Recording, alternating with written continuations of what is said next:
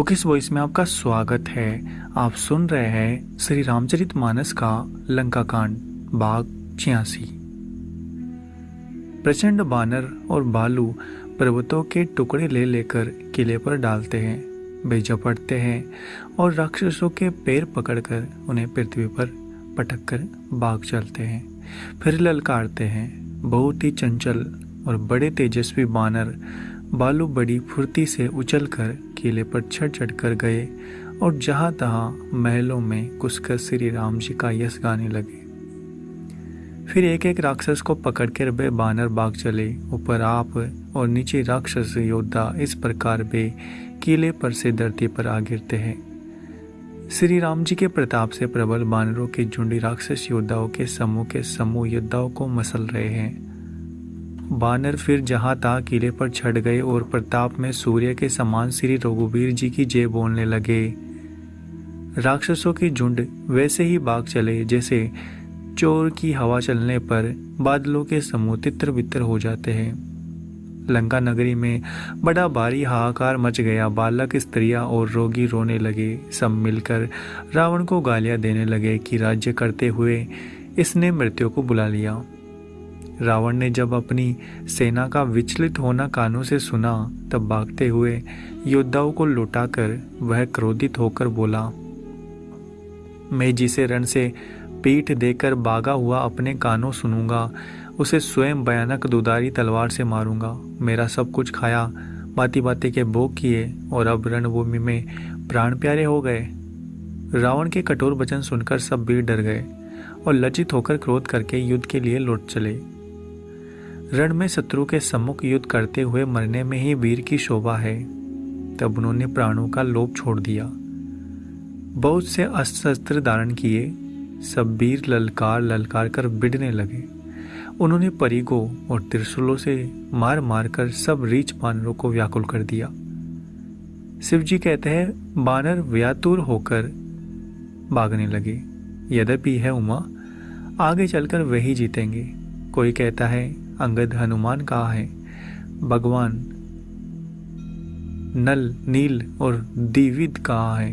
हनुमान जी ने जब अपने दल को व्यवित हुआ सुना, उस समय वे बलवान पश्चिम द्वार पर थे। वहां उनसे मेघनाथ युद्ध कर रहा था। वह द्वार टूटता न था, बड़ी भारी कठिनाई हो रही थी। तब पवन पुत्र हनुमान जी के मन में बड़ा भारी क्रोध हुआ। वे काल के समान योद्धा बड़े जोर से गरजे और कूदकर लंका के किले पर आ गए और पहाड़ लेकर मेघनाथ की ओर दौड़े। रथ तोड़ डाला, सारथी को मार गिराया और मेघनाथ की छाती में लात मारी। दूसरा सारथी मेघनाथ को व्याकुल जानकर उसे रथ में डालकर तुरंत घर ले आया। इधर अंगद ने सुना कि पवनसुत हनुमान ने किले पर अकेले ही हो गए हैं, तो रण में बाके बाली पुत्र बानर के खेल की तरह उछलकर किले पर चढ़ गए। युद्ध में शत्रुओं के विरुद्ध दोनों बानर क्रुद्ध हो गए। हृदय में श्री राम जी के प्रताप का स्मरण करके दोनों दौड़ दौड़ कर रावण के महल पर जा चढ़े और कौशल राज श्री राम जी की दुहाई बोलने लगे। उन्होंने कलश सहित महल को पकड़कर ढहा दिया। यह देखकर राक्षस राज रावण डर गया। सब स्त्रियां हाथों से छाती पीटने लगी और कहने लगी, अब की बार दो उत्पाती बानर आ गए। बानर लीला करके दोनों उनको डराते हैं, श्री रामचंद्र जी का सुंदर यश सुनाते हैं। फिर सोने के खंभों को हाथों से पकड़कर उन्होंने कहा कि अब उत्पात आरंभ किया जाए। वे गरज कर शत्रु की सेना के बीच में कूद पड़े और अपने बारी भुजा बल से उसका मर्दन करने लगे। किसी की लात से और किसी की थप्पड़ से खबर लेते हैं और कहते हैं कि तुम श्री राम जी को नहीं बचते, उसका यह फल लो। एक को दूसरे से रगड़कर मसल डालते हैं और सिरों को तोड़कर फेंकते हैं। वे सिर जाकर रावण के सामने गिरते हैं और ऐसे फूटते हैं मानो दही के कुंडे फूट रहे हो। जिन बड़े बड़े मुखियों को पकड़ पाते हैं, उनके पैर पकड़कर उन्हें प्रभु के पास फेंक देते हैं। विभीषण जी के उनके नाम बताते हैं और श्री राम जी उन्हें भी अपना दाम दे देते हैं। ब्राह्मणों का मांस खाने वाले बे नरभोजी दुष्ट राक्षस भी वह परम गति पाते हैं जिसकी योगी भी याचना किया करते हैं। शिव जी कहते हैं हे उमा, श्री राम जी बड़े ही कोमल हृदय और करुणा की खान है। वे सोचते हैं कि राक्षस मुझे बेरभाव सही स्मरण तो करते ही है। ऐसा हृदय में जानकर वे उन्हें परम गति देते हैं। भवानी कहो तो ऐसे कृपालु और कौन है। प्रभु का ऐसा स्वभाव सुनकर भी जो मनुष्य ब्रह्म त्याग कर उनका भजन नहीं करते, वे अत्यंत मंदबुद्धि और परम भाग्यहीन है। श्री राम जी ने कहा कि अंगद और हनुमान किले में घुस गए हैं। दोनों बानर लंका में कैसे शोभा देते हैं, जैसे दो मंदराचल समुद्र को मत रहे हैं। भुजाओं के बल से शत्रु की सेना को कुचलकर और मसलकर फिर दिन का अंत होता देखकर हनुमान और अंगद दोनों कूद पड़े और श्रम रहित होकर वहां आ गए जहां भगवान शिव जी थे। उन्होंने प्रभु के चरण कमलों में सिर नवाया।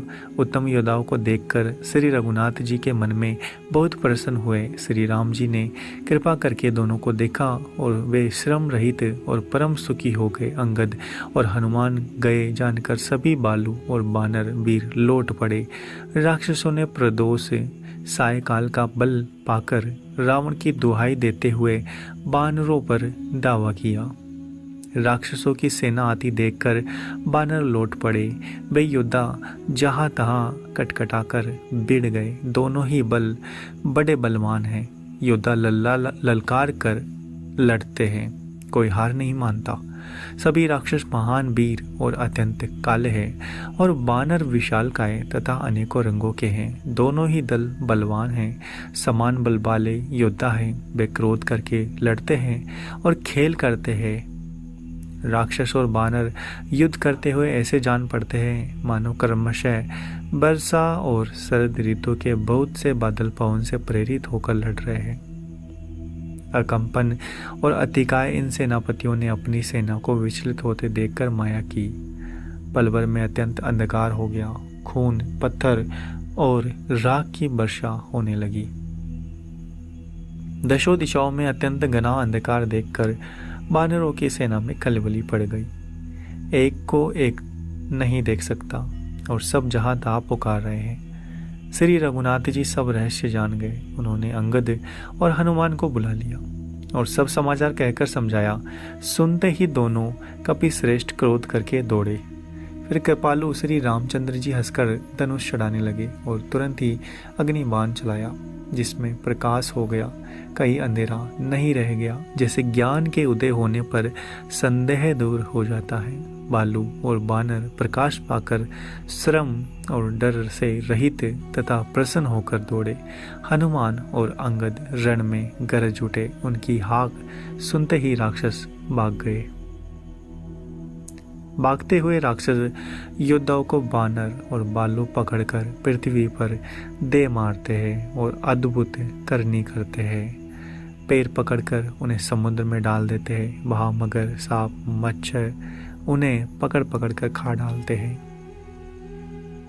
कुछ मारे गए, कुछ घायल हुए, कुछ भागकर गढ़ पर चढ़ गए। अपने बल से शत्रु दल को विचलित करके रीछ और बानर गरज रहे हैं। रात हुई जानकर बानरों की चारों सेनाएं वहां आई जहां कौशलपति श्री राम जी थे।